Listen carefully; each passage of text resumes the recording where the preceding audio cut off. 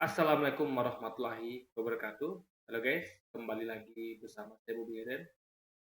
Benarkah Allah itu kejam, pemarah? Nah, ini saya bikin konten nih guys, karena untuk menanggapi ya, untuk mengedukasi gitu kan. Ada eh, kalau ada umat Kristiani itu yang dan memang ada gitu, makanya itu dasar saya buat video ini, konten ini. Jadi mereka ini menuduh ya, katanya Allah itu kejam, pemarah gitu. Apa namanya, enggak apa ibaratnya sadis gitu kan. Jadi mereka ini menyamakan Allah ini berarti kan sama dengan batu guys, batu yang nggak punya emosi, batu yang ibaratnya ya batu tuh mau diapa-apain diam aja gitu kan. Jadi orang mau buat salah pun didiamin aja guys. Jadi di dunia ini ya orang mau ngapain itu bebas gitu. Anda mau apa menyembah dia, Anda mau tidak, Anda mau apa namanya mau buat baik, buat jahat, nggak peduli guys. Jadi mereka menyamakan apa Tuhan tuh atau Allah tuh dengan batu guys. Itu logika berpikir ya kan.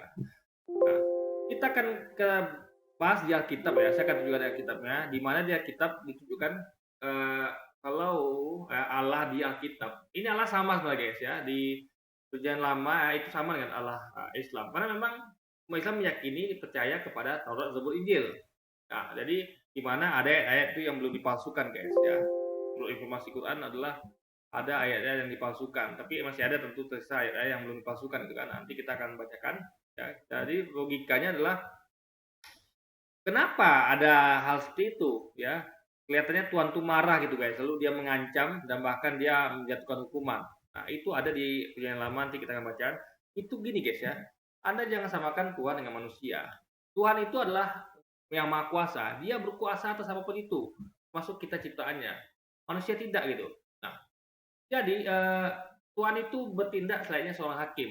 Hakim yang memutuskan, yang mengontrol, mengawasi, ya, mengeksekusi bagaimana supaya dunia ini baik gitu. Jadi dengan cara apa? Dengan menegakkan hukum, gitu kan? Anda bayangkan di dunia ini kalau nggak ada hukum, ya, tidak ada hakim, tidak ada polisi, apa terjadi? Coba. Ya. Misalnya kita hidup bernegara, kita bebas, ya, ini kita bebas. Kita merampok, membunuh, memperkosa segala macam. Tidak ada polisi yang nangkap kita, tidak ada hakim yang menghakimi kita. Apa terjadi? Orang akan cuek-cuek aja gitu. Yang berlaku adalah apa? Hukum rimba, guys. Ya. Siapa kuat dia menang, yang lemah dia kalah. Itu berlaku. Kenapa? Karena tidak ada hukum. Ada hukum aja, nggak ditegakkan pun begitu gitu. Kan lihat banyak sekarang jadi kan. Koruptor hanya di penjara, itu pun dia bisa lah, bisa apa, bisa apa, diam-diam dia berplesir atau senang-senang gitu kan. Karena dia menyogok apa, menyogok pihak lapas gitu kan. Jadi hukum tuh harus ada dan harus ditegakkan. Nah, Tuhan adalah sang hukum itu sendiri ya. Dia Maha Adil. Nah, Maha Adil itu tunjukkan dia dengan hukuman-hukuman kepada orang-orang yang melanggar aturannya, apalagi tidak mengakuinya. Jadi orang yang apa melanggar aja dihukum, apalagi tidak mengakui dia Tuhan gitu kan, dia hakim gitu. Nah, ini kalau Anda lihat emosi Tuhan ya, kemarahan Tuhan tuh sama kayak hakim. Anda bayangkan hakim, hakim itu ketika didatangkan terdakwa, ya, hakim itu ingat, hakim itu nggak ada hubungan sama terdakwa, nggak ada hubungan sama korban, ya. Hakim itu bukan keluarganya korban, bukan apa-apanya korban, gitu. Juga bukan apa-apanya tersangka. Nah, ketika tersangka didudukkan di kursi penghasut hakim akan mendengarkan saksi-saksi, akan mendengarkan apa dari korban, akan menelaah bukti-bukti. Nah, berdasarkan itu, hakim memutuskan hukuman. Misalnya ada orang membunuh, hakim akan memutuskan apa? Bisa dua, hukuman penjara seumur hidup atau hukuman mati. Nah, hakim apakah ketika dia memutuskan itu, apakah dia marah, ya kan? Marah pun dia itu tugas dia gitu. Memang memang dia punya kuasa untuk memutuskan itu gitu. Nah, bukan kita yang punya kuasa memutuskan itu kan, tapi hakim gitu. Nah, sama dengan Allah, ya Tuhan, dia punya kuasa Allah ini ya atau Allah itu kalau dalam Islam sebutannya, dia punya kuasa untuk menghukum kita. Karena dia adalah yang adil. Kalau tidak ada hukuman, tidak ada ancaman, jadi hukuman tuh sebelumnya dilakukan ancaman. Jadi sebelum orang melakukan apa dihukum, dia akan diancam dulu. Kenapa? Agar dia tidak melakukan kesalahan sehingga dia tidak dihukum. Kalau tidak diancam, orang nggak tahu. Paham ya? Jadi makanya ancaman itu berupa kalau di dunia ini berupa undang-undang. Undang-undang misalnya tentang narkoba. Bagi orang yang apa mengedarkan atau apa akan dihukum berapa juga. Siapa yang mencuri, merampok ada hukumannya. Itu ancaman itu di dunia aja ada ancaman, guys. ancamannya di undang-undang gitu kan. Siapa melanggar ini akan begini, siapa yang begini akan begini, ancaman terhadap teroris begini gitu. Semuanya ada ancaman di dunia ini. Dan itu untuk apa? Agar orang takut. Sehingga di dunia ini orang takut untuk berbuat jahat, guys. Takut berbuat jahat. Anda mau coba-coba jadi teroris, undang-undangnya ada, ya. Bom gereja, bom masjid, bakar gereja, bakar masjid, hukumannya ada. Ya kan, teroris gitu. Atau Anda buat bom, meledakkan bom gitu. Itu ancamannya ada gitu. Nah, jadi orang tidak berani melakukan itu kecuali orang-orang yang apa ya, yang betul-betul nekat aja, guys. Orang-orang yang tidak berpikir panjang gitu. Nah, tapi kalau tidak ada hukum itu, apa yang terjadi? Orang bebas dong. Yang berlaku adalah hukum rimba. Gitu. Nah, jadi marahnya Tuhan ya, emosi Tuhan nggak sama dengan kita gitu. Kita nggak maha kuasa, kita nggak punya wewenang. Yang punya wewenang itu adalah hakim yang memutuskan itu. Sama kayak Allah atau Tuhan memutuskan kamu begini, kamu dan nanti akan begini dan kamu kena hukuman ini. Tuhan yang menentukan, guys, dan Tuhan yang mengeksekusi itu. Nah, kita akan lihat ayatnya di Alkitab.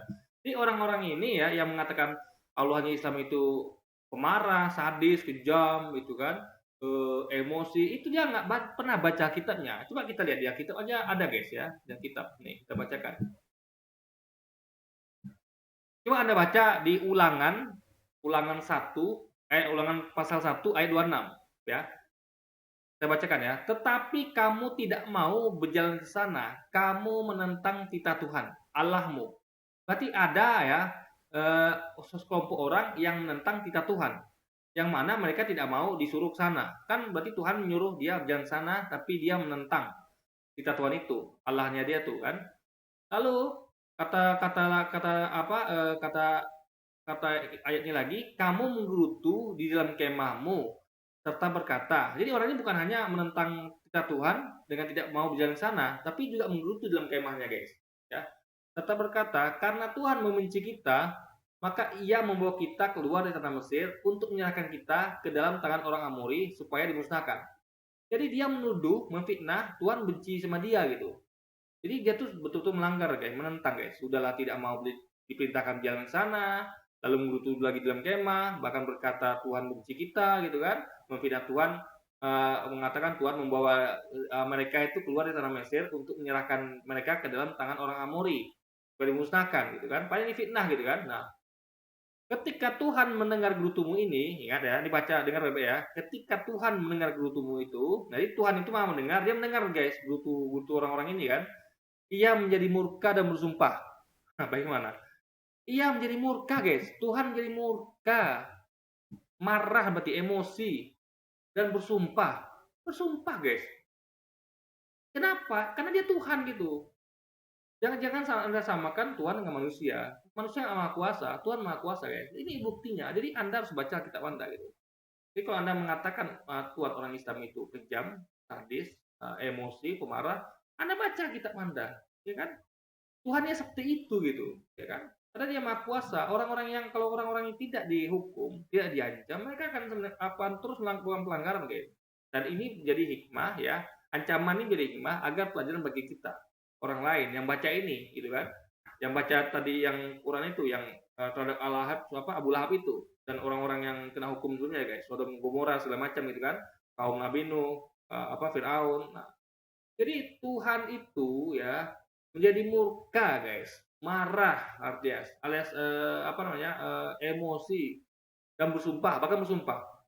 Di ayat 35-nya, tidak seorang pun dari orang ini ya, angkatan yang jahat ini, bahkan Allah Tuhan mengatakan mereka angkatan jahat, ya. Tidak ada seorang pun, berarti semuanya kena, guys. Akan melihat negeri yang baik yang dengan sumpah kujanjikan untuk memberikannya kepada nenek moyangmu. Jadi Tuhan tuh mencabut hak memberikan negeri itu yang dulu dijanjikannya. Dia sumpah untuk Tuhan ini sumpah untuk dan menjanjikan untuk memberikannya kepada nenek moyang orang-orang Israel ini. Tapi karena mereka begitu, ya dikatakan angkatan jahat ini oleh Tuhan, ya mereka jangan lagi diberikan. Mereka bahkan tidak akan melihatnya gitu, guys, negeri yang baik itu gitu. Yaitu tanah Israel. Nah, itu jelas ya. Sekarang banyak ini, guys. Saya bacakan yang dari 2 Raja-Raja 1 ya. 2 ya, Raja-Raja pasal 1. Dari ayat 1 sampai selesai, guys. Nah, ayat 1 berbunyi, sesudah Ahab mati, maka memberontaklah Moab terhadap Israel. Pada suatu hari jatuhlah Ahazia dari kisi-kisi kamar atasnya yang ada di Samaria, lalu menjadi sakit. Kemudian dikirimkannya utusan-utusan dengan pesan, pergilah, mintalah petunjuk kepada Baal-zebub, Allah di Ekron. Apakah aku akan sembuh dari penyakit ini? Nah, jadi dia intinya adalah dia meminta utusannya, mengirim utusannya untuk minta petunjuk dari Baal-zebub, yaitu Allah di Ekron. Ya tentang penyakitnya, apakah sembuh apa tidak gitu guys? Apakah dia akan sembuh apa tidak gitu kan? Nah, tapi berfirmanlah malaikat Tuhan kepada Elia, orang Tisbe itu, ya kan?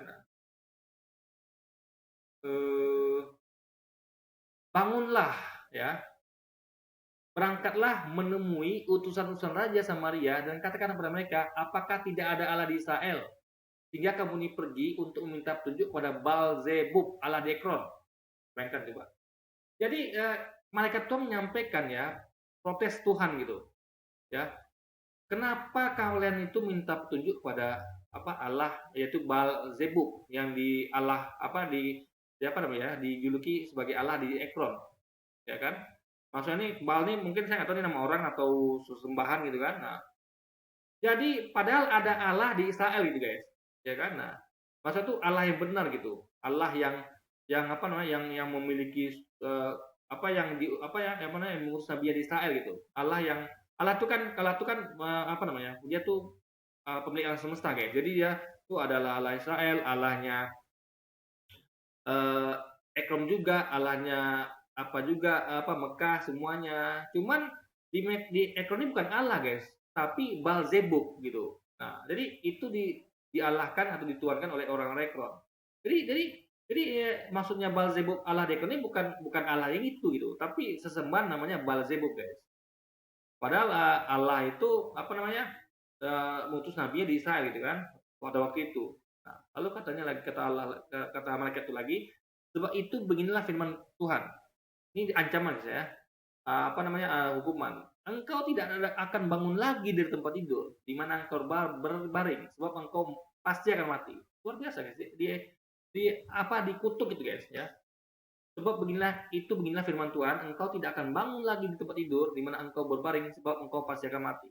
Ya Tuhan begitu memang begitulah Tuhan gitu kan. Kalau kita nggak bisa, karena kita bukan yang maha kuasa, kita bukan menciptakan siapa-siapa, kita nggak punya hak. Kalau Tuhan punya hak untuk itu.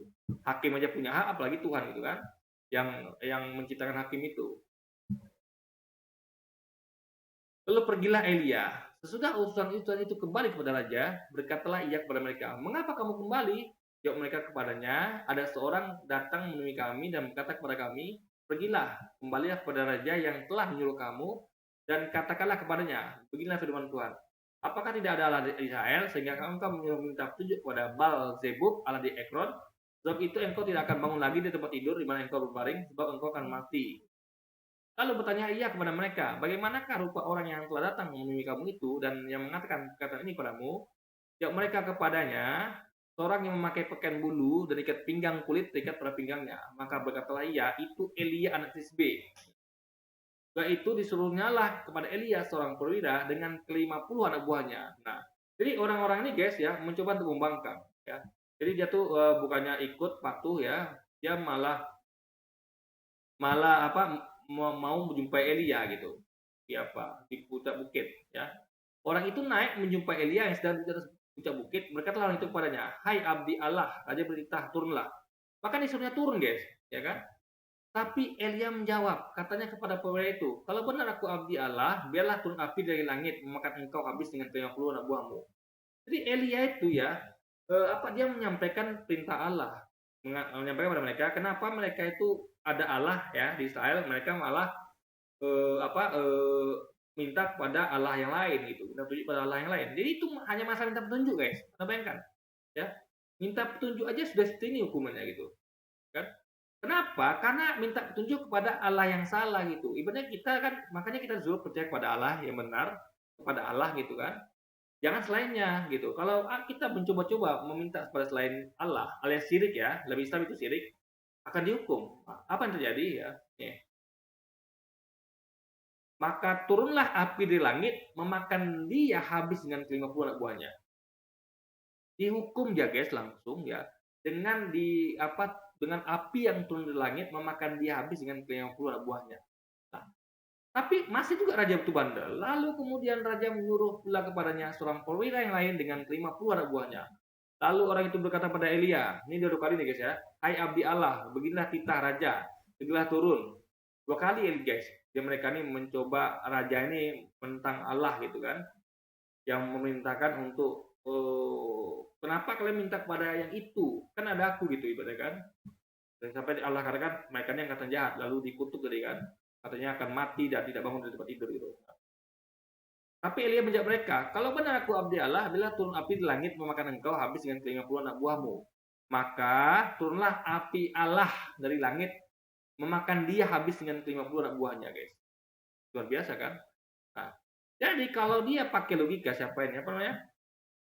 Orang-orang ini ya, kita peragi dan sebagainya, mereka akan membaca ini dan berkata, wah ternyata di Alkitab juga begitu gitu. Berarti Alkitab dia salah dong? Enggak, bukan Alkitab yang salah, bukan Quran yang salah ya, kayak kisah Bulawi itu, tapi Anda yang salah mengerti gitu. Anda nggak paham.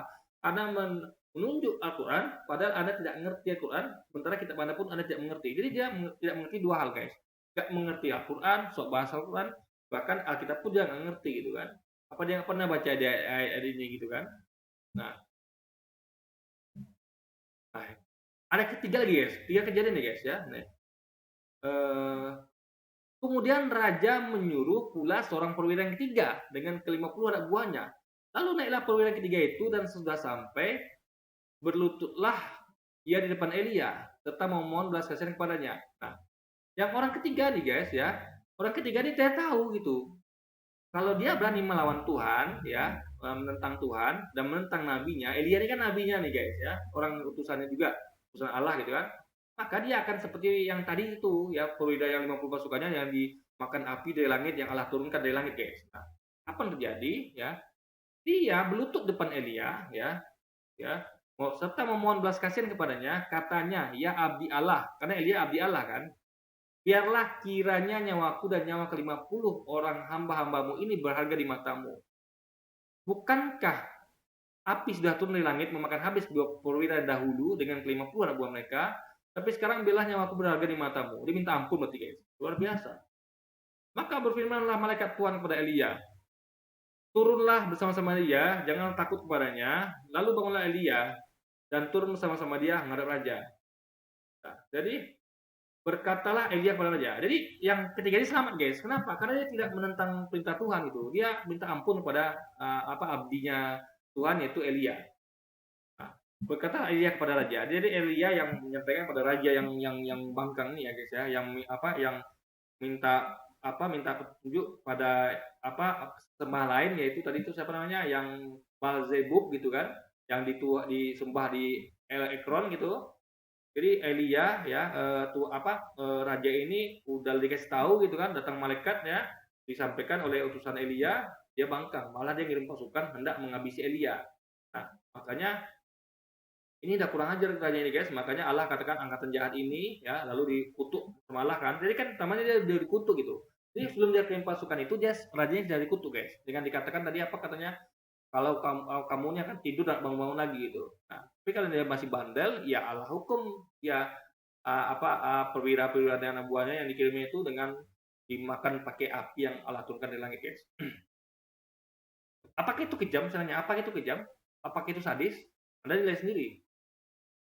Beginilah firman Tuhan, oleh karena engkau telah mengirim utusan-utusan untuk minta petunjuk kepada Baal-zebub Allah di Ekron.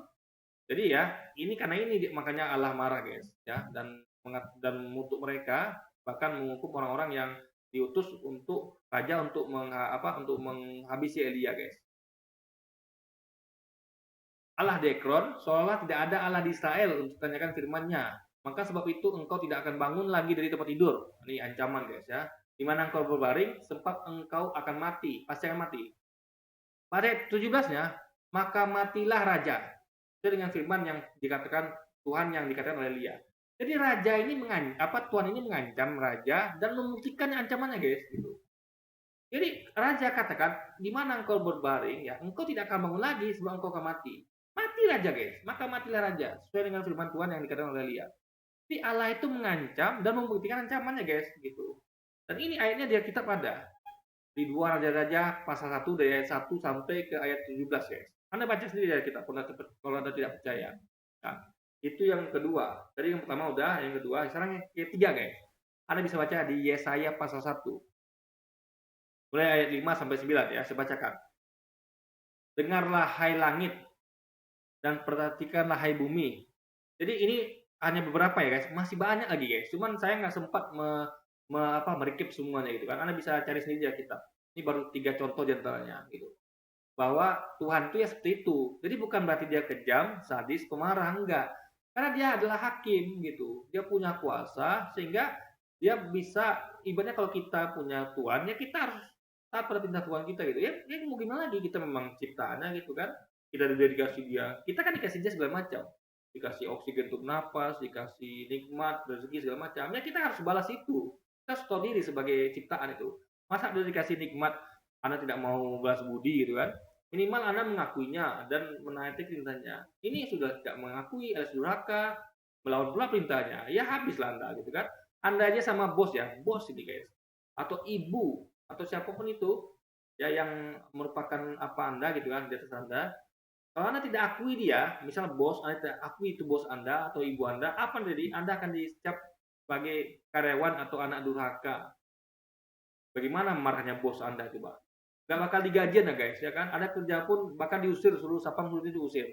Itu orang menganggap saya bukan bosnya, usir dia. Security, tenang orang keluar gitu kan. Nah, kalau ibu dikutuk jadi batu kayak melengkundang. Minimal ibu tuh marah lah. Kalau siapa ibu mana yang tidak sakit hati, seorang anak tidak mengakui dia sebagai ibunya gitu.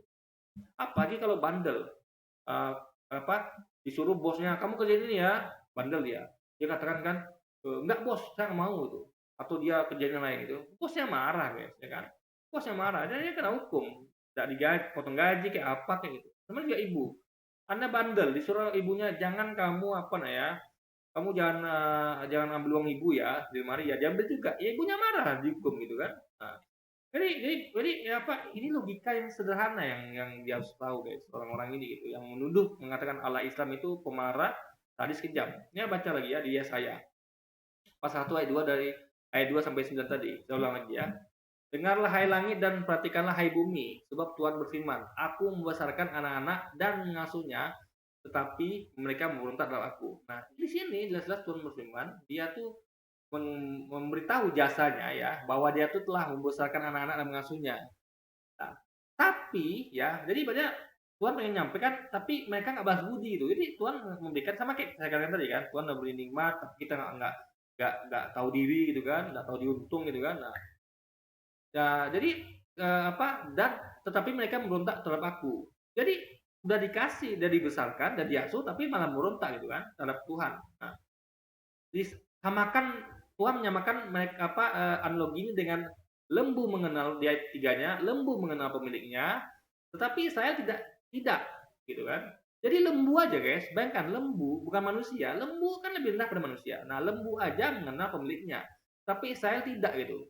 Luar biasa. Jadi bagaimana bisa lembu lebih ngerti balas budi daripada Israel gitu kan.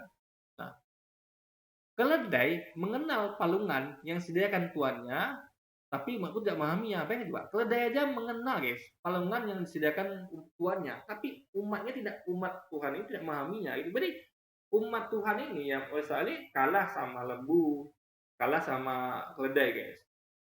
Makanya Allah ancam mereka di ayat 4-nya. Celakalah bangsa yang berdosa. Luar biasa guys. Ini ancaman guys. Kutukan gitu. Apakah berarti Tuhan Allah pemarah di perjanjian lama gitu kan? Enggak guys. Memang dia memang punya otoritas untuk itu gitu.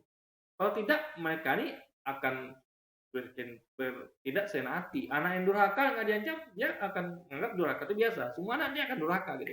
Karena anak bandel nggak dihukum, nanti semua anak akan bandel. Kenapa tidak ada hukuman? Bebas dong gitu kan? Akan jadi hukum rimba guys. Nah, celakalah bangsa yang berdosa, kaum yang syarat dengan kesalahan, keturunan yang jahat-jahat disebutkan guys, keturunan yang jahat gitu. Jangan coba. Tuhan mengatakan keturunan yang jahat-jahat. anak-anak yang berlaku buruk. Mereka meninggalkan Tuhan, menista yang Maha Kudus, Allah Israel. Seperti gimana orang-orang ini ya, Kamparagi dan teman-teman itu menista Allah yang Maha Kudus, yang Maha Suci, Allah Israel. Juga bukan Allah Israel aja. Allah Israel itu bukan berarti dia milik Israel aja, tapi Allah itu kan Tuhan pencipta semesta alam. Jadi dia itu Allah Israel, Allahnya apa itu yang Ekron, Allahnya Mekah, dan Allahnya Amerika, Allahnya Indonesia, Allah semua alam ini guys. Nah, dan berpaling membelakangi dia. Jadi udahlah gitu, berpaling lagi kan, membelakangi dia. Di mana kamu mau dipukul lagi, kamu yang bertambah murtad, seluruh kepala sakit dan seluruh hati lemah lesu. Dari telapak kaki sampai kepala tidak ada yang sehat. Bengkak dan bilur dan luka baru, tidak dipijit dan tidak dibalut, dan tidak ditaruh minyak. Negerimu menjadi sunyi sepi, kota-kotamu habis terbakar. Karena bayangkan coba, ini ancaman dan kutukan, ya, dan itu menjadi nyata gitu. Jadi Allah mengancam dan juga menghukum guys, dan menyatakan ancamannya itu, melakukan ancamannya itu gitu. Di depan matamu orang-orang asing memakan hasil dari tanahmu. Sunyi sepi negeri itu seolah-olah ditunggang balikkan orang asing. Bayangkan ya. Nah, tapi meski begitu masih Tuhan masih karena gini sambungannya lah. Jadi Tuhan itu ya meskipun begitu ternyata masih ada orang segelintir yang masih patuh gitu. Yang enggak semuanya berarti kan. Nah, di ayat 8-nya, Putri Sion tertinggal sendirian seperti pondok di kebun anggur, seperti kubu di kebun mentimun, dan seperti kota yang terkepung. Seandainya Tuhan semesta alam tidak meninggalkan pada kita sedikit orang yang terlepas. Jadi gini guys, sebenarnya apa ya? Bukan ini ya, kayaknya semuanya memangkan, tapi karena Tuhan ini masih berpikir karena pikir ya, dia tuh mungkin masih memaafkan ya. Jadi mereka ini sepertinya semuanya melakukan kesalahan itu. Tapi Tuhan ini pengen mengampuni, dan dia tuh pengen memberi sedikit pengampunan lah gitu kan. Dia memaafkan ya. Jadi nggak semua dihukum dia guys. Ya, jadi seandainya Tuhan semesta alam, dia ingat ya Tuhan semesta alam ya, bukan Tuhan Israel saja ya. Jelas Allah itu Tuhan semesta alam.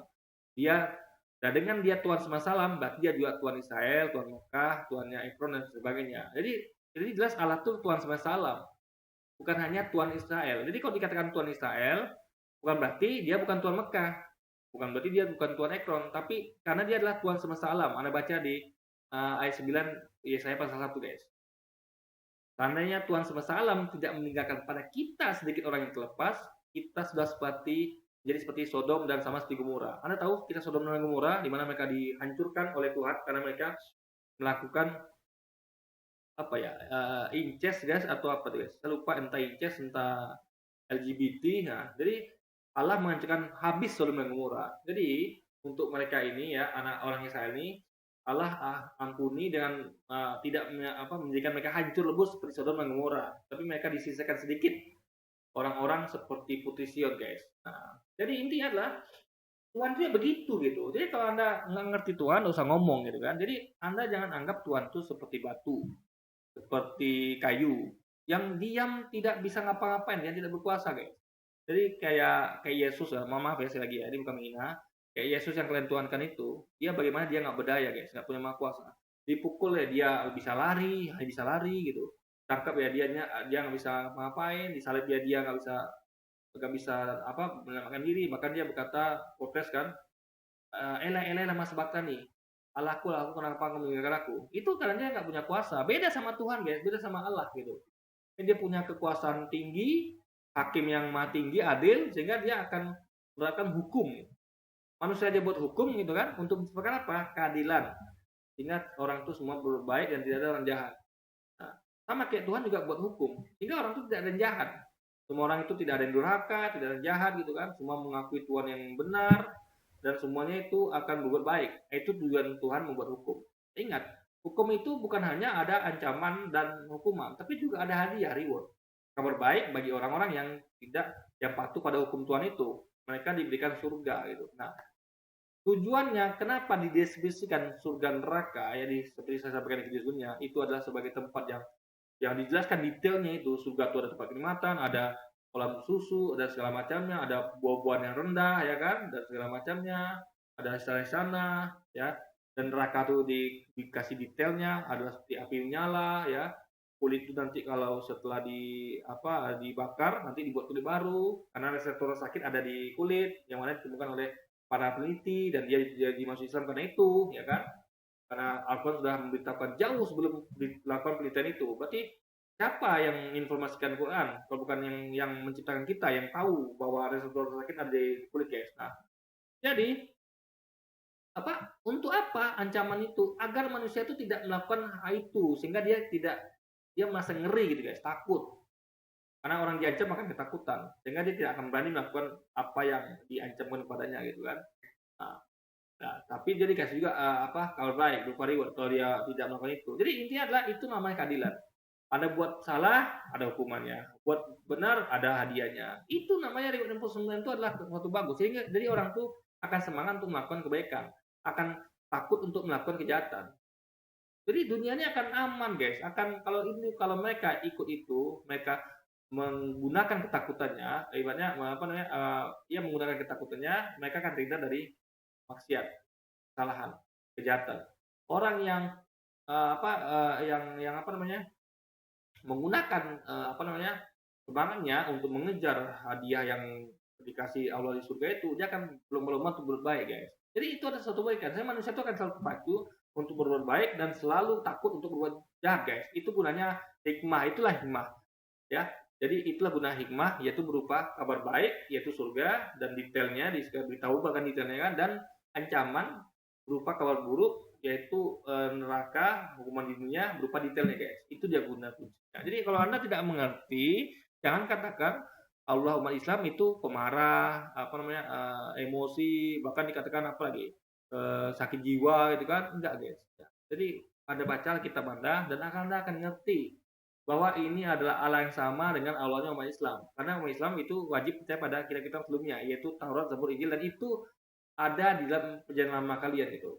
Ya meskipun sebagian ayat itu sudah dibawa tentang manusia sesuai dengan Al-Quran, tapi minimal masih ada ayat-ayat yang sama yang mana bisa kita sampaikan. Nah, inilah contoh ayatnya, guys, yang masih, jadi intinya kalau sama dengan Quran itu berarti ayat yang belum diubah tentang manusia.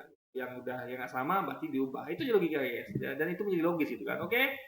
Jadi mungkin sekian dulu video kita kali ini, guys. Sampai jumpa lagi di video-video selanjutnya dan wassalamualaikum warahmatullahi wabarakatuh.